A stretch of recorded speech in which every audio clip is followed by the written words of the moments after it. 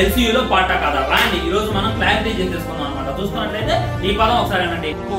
30 ఏళ్ళు under ground లో బతికాను sir నేను. ఎందుకు ఇదే పదం విక్రమ్ సినిమాలో కమల్ హాసన్ గారు చెప్పారు. నేను 30 సంవత్సరాలు అజ్ఞానంలో ఉన్నా, నేను 30 సంవత్సరాలు ఎవరికి కూడా కాదలేదు అని చెప్పారు అనమాట. అండ్ ఈ వర్డ్ వినండి.